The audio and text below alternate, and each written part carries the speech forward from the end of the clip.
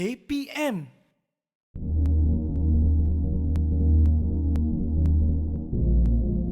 Bismillahirrahmanirrahim. Assalamualaikum warahmatullahi wabarakatuh.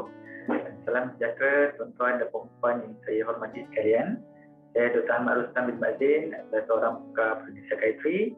Hari ini bersama dengan tuan-tuan dan puan untuk satu topik yang menarik, iaitu berkaitan dengan menipu di kalangan anak-anak kita. Jadi sudah tentu bagi kita sebagai ibu bapa, bila anak-anak kita mula menipu, bercakap tidak benar ataupun berbohong, dia boleh mendatangkan kerisauan di hati kita. Tetapi tuan-tuan dan puan, sebelum kita berfikir terlalu jauh, berfikir negatif terlalu jauh dan merisaukan apa yang tidak pasti, lebih baik untuk kita mendalami ilmu berkaitan dengan psikologi kanak-kanak, supaya kita tahu apa yang berlaku itu sama ada benar-benar ada masalah di sebaliknya, ataupun satu proses pembesaran psikologi yang biasa berlaku pada anak-anak kita dan anak-anak orang lain juga. Tapi yang paling penting sekali bila kita cakap tentang menipu, ia bukanlah satu tingkah laku yang kita rasa wajar dilakukan walaupun oleh anak-anak kecil, dan lebih-lebih lagi di kalangan anak-anak kecil yang sudah bersekolah. Dan ada kalanya masalah menipu itu tuan-tuan dan puan adalah menuju kepada satu masalah yang mungkin lebih serius di sebaliknya, yang kita perlu tahu dan kita kenal pasti untuk pastikan bahawa ia bukanlah sesuatu yang lebih serius daripada apa yang kita fikirkan. Dan kebanyakan masanya bila kita cakap tentang isu menipu, begitu dengan isu mencuri, ia biasanya berlaku pada kanak-kanak lelaki berbanding dengan kanak-kanak perempuan, dan biasanya berlaku di antara umur 5 ke 8 tahun. Biasanya selepas itu anak-anak kita sudah cukup matang dari segi rasionalnya atau dari segi etika moralnya, maka mereka tidak akan melakukannya lagi ataupun mengulang perkara itu sekali lagi. Jadi bila kita bercakap tentang menipu, tuan-tuan, seperti yang saya katakan, kita nak kena pastikan bahawa adakah penipuan itu ataupun pembohongan itu ataupun bercakap tidak benar itu sesuatu yang bahaya atau tidak. Jadi yang pertama sekali, bila kita cakap tentang anak-anak pada peringkat umur hingga 3 tahun, mereka ini sebenarnya tidak tahu lagi konsep tentang menipu atau tidak menipu itu. Mereka tidak ada di segi etika moral yang mereka tak faham lagi konsep itu tersebut. Maka pada ketika umur begini, percakapan yang mereka lakukan yang kita tahu bukanlah daripada benda yang betul, adalah berdasarkan kepada eksperimentasi mereka dengan bahasa yang mereka sedang belajar, cara komunikasi yang mereka sedang dalami dan fahami. Dan pada masa yang sama, pada peringkat umur ini, kalanya ada banyak benda-benda baru yang mereka lihat di sekitar hidup mereka, benda-benda yang bagi kita dah biasa tetapi bagi mereka benda baru, dan mereka menilai benda-benda baru ini sebagai sesuatu dari sudut aspek apa yang mereka nampak. Jadi faktanya mungkin tidak tepat, faktanya mungkin tidak betul langsung, tetapi dalam konteks anak-anak berumur antara 0 ke 3 tahun ini adalah, kalau kosong ini adalah perkara yang normal ataupun benda yang bukanlah tujuannya untuk melakukan manipulasi terhadap kita dan sebagainya. Okey, itu peringkat yang pertama. Peringkat yang seterusnya adalah di peringkat umur antara 4 tahun ke 7 tahun dan kemudiannya ke 12 tahun. 4 ke 7 tahun, tuan-tuan dan puan, pada peringkat umur ini, mereka mula ada imaginary play. Maksudnya mereka mula bermain seorang-seorang, lawan-lawan robot, lawan-lawan raksasa, lawan-lawan bercakap patung dan sebagainya, main masak sebagai seorang-seorang, bercakap seorang-seorang dan sebagainya. Dan pada ketika ini, tuan-tuan dan puan, ada fakta-fakta yang bercampur aduk antara realiti dengan fantasi. Jadi kadang-kadang kita dengar cerita anak-anak kita ni dengan sungguh-sungguhnya dia bercerita-cerita dongeng dia tu, seolah benda tu benar-benar berlaku. Cerita benda terbang lah, kucing terbang lah, dia nampak benda melompat lah, apa sajalah benda-benda yang kita nampak macam tak masuk akal, tetapi ceritanya tu seolah-olah benda tu betul-betul berlaku. Pada peringkat ini sebenarnya mereka mula belajar berkaitan dengan moral, etika moral dan sebagainya, tapi masih lagi tak boleh nak connectkan ataupun tak boleh nak hubungkan antara etika moral dan menipu atau bercakap tidak benar, sebab konsep morality itu masih lagi belum jelas pada peringkat umur ini. Dan seterusnya ialah peringkat di kalangan anak-anak kita yang sudah mula bersekolah. Dan tentu pada peringkat ini kebanyakannya mereka sudah tahu benda salah dan benda betul dan sebagainya. Dan pada peringkat ini juga kebanyakan masanya mereka bukanlah nak menipu, tetapi mereka buat cerita tu untuk satunya adalah untuk melepaskan diri daripada situasi yang mereka tak tahu macam mana nak buat. Maksudnya dia orang tak tahu nak rationalize macam mana ataupun dia nak terangkan macam mana apa yang berlaku.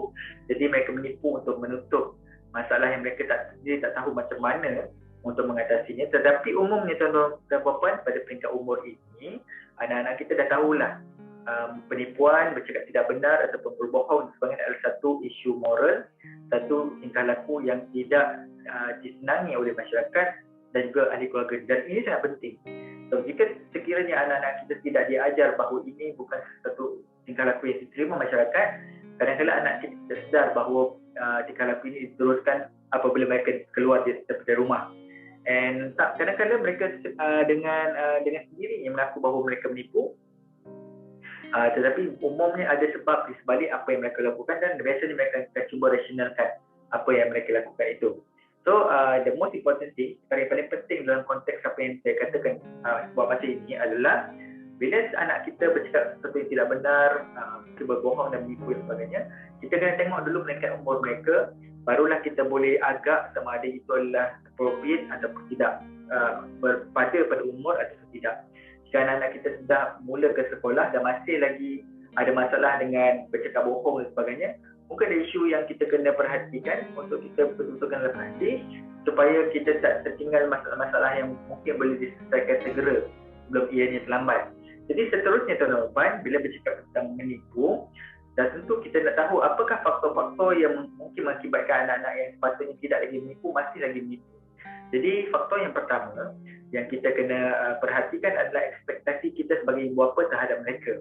Ada kalanya anak-anak kita rasa macam ekspektasi kita terlampau tinggi, dan ini mengakibatkan mereka tak mampu mencapai apa yang kita inginkan ataupun apa yang kita harapkan, dan mereka menipu untuk menutup kelemahan-kelemahan ataupun ekspektasi yang tidak tercapai itu.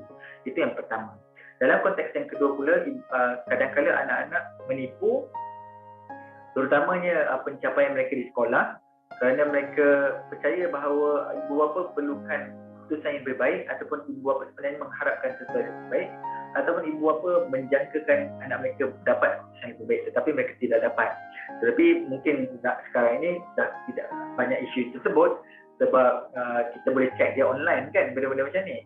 So yang ketiga adalah kadang-kadang anak kita, macam saya katakan, anak kita tak tahu nak explain ataupun nak terangkan kenapa mereka melakukan satu tingkah laku lain yang tidak molek. Contohnya marah adik, pukul adik, tolak adik ataupun buat apa-apa yang tak patut di rumah dan sebagainya.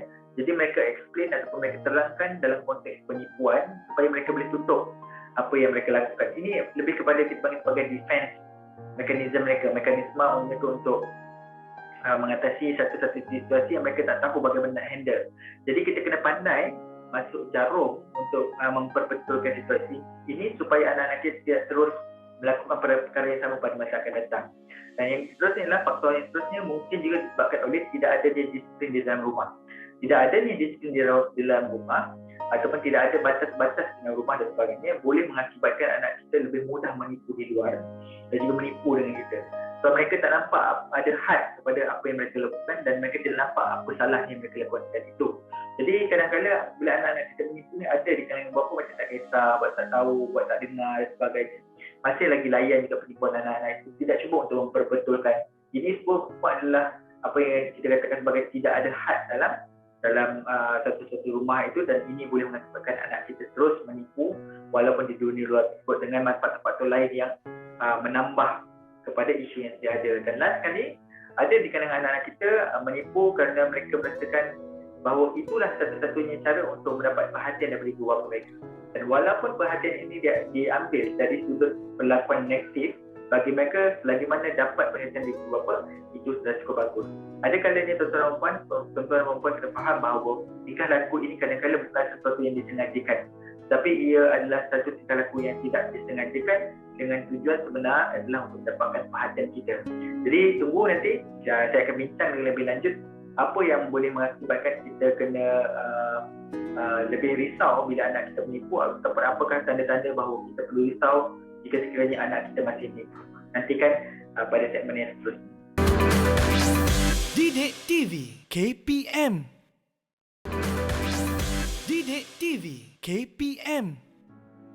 Sekarang ni Kita bincang pula mengapa sesetengah tingkah laku menipu, cakap tidak benar ataupun berbohong itu perlu diberikan perhatian dengan lebih dekat lagi oleh ibu bapa kita.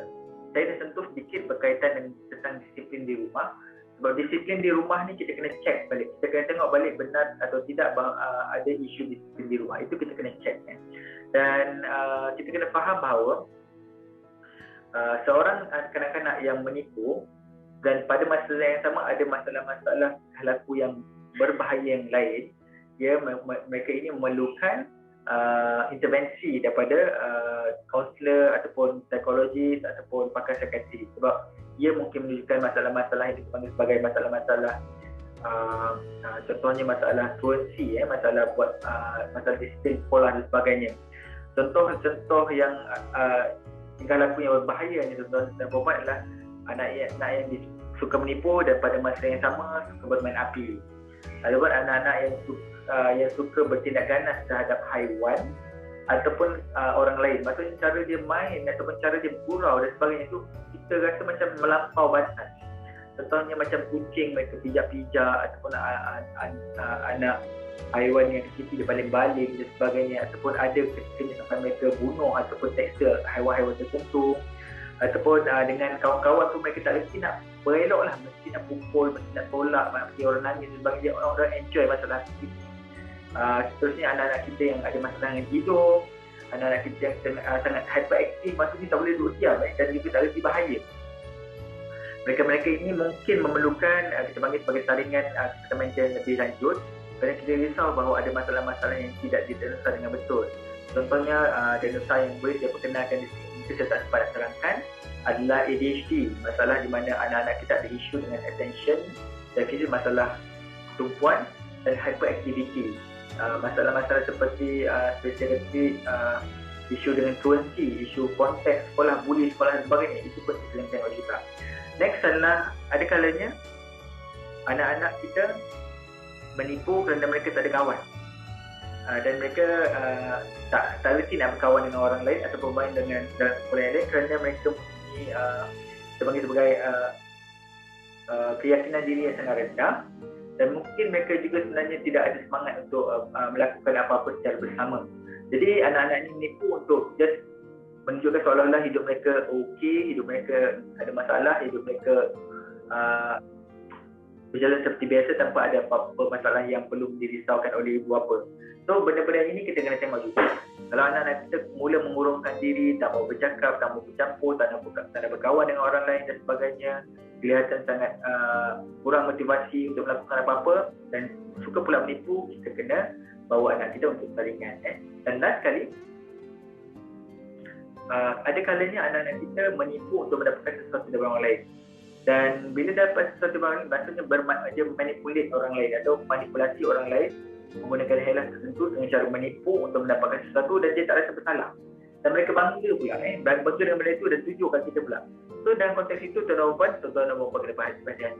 Maksudnya anak-anak kita ni sudah mula berseronok dengan kemahiran mereka menipu ataupun memanipulasi keadaan yang boleh mendatangkan mudarat bukan sahaja pada diri dia tetapi pada orang lain. So apa yang kita risaukan dalam konteks ini tuan-tuan adalah kadang-kadang benda-benda seperti ini boleh menjadi teruk apabila mereka sudah masuk remaja dan sebagainya. Sebab kita faham dan kita terangkan bahawa by the age of 8, maksudnya bila mereka berumur menjangkau 8 tahun, mereka dah tahu dah benda ni betul atau salah dan sebagainya, dan mereka sudah mula memperbaiki gaya komunikasi dengan orang lain dan sebagainya supaya gaya komunikasi dan interaksi mereka dengan orang lain tidak menyusahkan orang lain. Contohnya macam menipu, manipulasi dan sebagainya, ia boleh mendatangkan masalah kepada orang lain juga. So seterusnya adalah bagaimana kita nak handle situasi ini, tuan-tuan. Bagaimana kita nak membantu anak-anak kita supaya tidak terus menipu dan sebagainya. Tidak bila kita nak start persoalan-persoalan begini, mungkin tuan-tuan dan puan mula berfikir sebab kita tengok anak suka sangat menipu ni walaupun mungkin masih kecil lagi, umur 4, 5 tahun, 6 tahun, 7 tahun, tapi kita rasa macam sesuatu perlu dilakukan, intervensi perlu dilakukan di rumah supaya anak-anak kita tidak berterusan melakukan perkara yang kita sedar bahawa ia salah dan ia tidak mendatangkan keselesaan pada diri kita ataupun orang lain. Sebab kita nak anak-anak kita ni boleh bersosial dengan orang lain tanpa adanya isu-isu sebegini. Sebab bila mereka kerap menipu dan memanipulasi orang lain, ada kebarangkalian bahawa mereka akan ketinggalan dari segi interaksi sosial ni, mereka mungkin dipulaukan, mereka mungkin akan dibuli juga. So perkara-perkara ini yang kita kena elakkan. Jadi sebab itulah kita kena melakukan intervensi sebelum terlambat supaya kita boleh bantu anak kita untuk membesar secara psikologi ini dengan lebih baik. Okey, jadi saya akan bincangkan dalam segmen seterusnya berkaitan tentang apa yang kita boleh lakukan untuk anak-anak kita dalam konteks bahawa mereka suka menipu ini. Okey. Didik TV KPM. Didik TV KPM. Okey, dalam segmen terakhir ini tuan dan puan sekalian, saya akan cuba membincangkan dengan tuan-tuan dan puan apakah perkara yang kita boleh lakukan untuk membantu anak-anak kita supaya mereka tidak membesar sebagai orang yang kata pantun cakap senohong gelam ikan duri, bercakap bohong lama-lama jadi pencuri. Tetapi sebenarnya dalam konteks yang kita bincangkan hari ini, kita kena juga tengok peringkat umur, perkembangan psikologi anak-anak dan sebagainya kan, sebelum kita nak judge ataupun kita nak hakimi anak kita bagus tak bagus. Tapi adalah tanggungjawab kita sebagai ibu bapa untuk memastikan anak-anak kita terhindar daripada tingkah laku yang tidak diterima oleh kita, oleh rakan-rakan mereka dan masyarakat, supaya mereka membesar sebagai orang yang reliable ataupun trustworthy ataupun dipercayai dalam masyarakat. Jadi yang pertama sekali seperti yang katakan tadi, kalau kita ada warning signs ataupun petanda-petanda bahawa ada masalah yang lebih serius berlaku pada anak-anak kita, dah tentu kita kena bawa anak-anak kita untuk salingan. Jadi saya kata tadi, anak-anak suka main api, anak-anak ni agak kasar dengan haiwan ataupun orang lain, anak ni ada masalah dengan tidur, anak ni kelihatan hyperaktif, kadang-kadang mereka suka menipu dan pada masa yang sama mereka tak mampu untuk ikuti pembelajaran sekolah, masalah akademik dan sebagainya. Jadi anak-anak ni kita kena bawa salingan. Kita risau bahawa ada setengah-setengah diagnosa masalah neurodevelopmental gagal dikesan kerana kita tak perasan bahawa inilah the warning sign ataupun petanda-petanda amaran yang memerlukan intervensi yang betul. Itu yang pertama. Yang kedua adalah jika sekiranya anak-anak kita kelihatannya ada masalah yang self-esteem, kita ataupun masalah dari segi kepercayaan pada diri sendiri, kita kena periksa semula bagaimana kita melayan mereka. Apakah ekspektasi yang kita letakkan pada mereka dan bagaimanakah mereka menerima, ataupun apakah perspektif mereka terhadap ekspektasi yang kita letakkan. Sebab kadang-kadang seperti yang saya katakan, jika kita punya ekspektasi terlampau tinggi dan anak kita tidak mampu lakukan, of course mereka akan melakukan perkara yang di sebaliknya untuk menunjukkan bahawa mereka okey juga. Jadi penipuan adalah salah satu caranya. Pada masa yang sama tuan-tuan dan puan, kita kena sentiasa cakna berkaitan dengan performance ataupun kemajuan anak-anak kita di sekolah, supaya kita tidak tertinggal poin-poin penting yang mungkin kita boleh perbaiki di rumah. Adakala kadang-kadang kita terlampau confident atau terlampau yakin dengan anak kita biarkan segala-galanya pada anak dan guru untuk selesaikan. Tapi sebenarnya peranan kita sebagai ibu bapa adalah sangat penting juga. Jadi seterusnya adalah bila kita tengok tadi, kita dah tahu peringkat umur dia. Saya boleh katakan bahawa bila mereka memasuki umur di mana mereka sudah mulai menjadi play dan sebagainya, mungkin kita boleh sama-sama duduk dengan mereka bermain supaya mereka rasa macam mereka ada teman dan mereka tahu bahawa ada orang yang akan check. So, tidak akan ajar mereka setiap komunikasi adanya check and balance ataupun akan disahkan oleh orang lain yang sama-sama dengar. Jadi bila kita sendiri akan tahu bahawa ini adalah fantasi mereka ataupun realiti mereka. Jadi mudah untuk kita mengasingkan benda fantasi dan benda realiti, dan pada masa yang sama kita boleh faham perkembangan emosi dan perkembangan psikologi anak-anak kita dengan lebih baik. Dan saya risaukan bahawa kalau kita sentiasa bersangka-sangka berkaitan apa yang anak kita katakan, saya risau adanya isu-isu yang serius yang kita tertinggal kerana kita anggapkan bahawa anak kita ni bercakap tidak benar ataupun ini adalah fantasi sahaja dan sebagainya. Sebab itu kita kena sentiasa bersama dengan anak-anak kita pada peringkat ini, bermain bersama, tengok cara mereka bermain, apa yang mereka sembangkan semasa bermain itu. Sebab kadang-kadang adanya sebagai maklumat-maklumat penting yang kita boleh dapatkan di situ untuk mengetahui sebab anak kita okey atau tidak. Selain daripada itu, macam tadi kita bincangkan tentang anak-anak yang tak mampu untuk mencapai ekspektasi ibu bapa, dan kita kena cek semula. Dan apabila anak-anak kita menunjukkan ada masalah yang serius, hantarkan ke saringan, dan bila disaring tuan-tuan, jika sekiranya anak-anak kita dikesan mengalami masalah-masalah penyakit ataupun masalah kesihatan mental yang serius di kalangan kanak-kanak, adanya intervensi yang khas. Contohnya hyperactive problem ataupun ADHD, dia ada intervensi dia. Masalah-masalah pembelajaran ada intervensi dia. Masalah-masalah tidur dan sebagainya ada intervensi dia. Jadi kita pergi jumpa doktor dan melakukan serangan itu bukan sekadar untuk menyerahkan anak kita kepada mereka, sebab pada masa yang sama kita kena belajar juga. Apa yang kita panggil sebagai petua-petua kendiri yang kita boleh gunakan untuk kita gunakan di rumah untuk sama-sama membantu anak-anak kita supaya mereka lebih membesar dengan yakin dan melakukan apa yang patut, yang sewajarnya, yang diharapkan oleh kita, yang dipandang oleh masyarakat sebagai sesuatu yang kita panggil sebagai norma tingkah laku yang diterima. Jadi secara kesimpulannya tuan-tuan dan puan, bila kita bercakap tentang anak-anak yang menipu atau anak-anak yang tidak bercakap benar ni, kita kena cakna proses pembesaran psikologi anak-anak, kita kena cakna isu-isu yang biasa yang mereka tipu, kita kena cakna juga bagaimana cara untuk atasi masalah ini perlahan demi perlahan. Jangan menghukum anak kita terlampau keras kerana mereka bercakap benda yang betul. Jika mereka sudah lepas daripada fasa itu, jangan diulang-ulang pula. Itu menipukan, itu tidak boleh dilakukan. Kita kena layan setiap situasi pada situasi tersebut dan kita cuba atasi pada ketika itu. Bukannya kita bawa cerita itu untuk jadi bahan untuk bagi mereka down pula pada masa akan datang. Saya rasa setakat itu sahaja dahulu tuan-tuan dan puan. InsyaAllah kita akan berjumpa lagi di lain waktu. Terima kasih.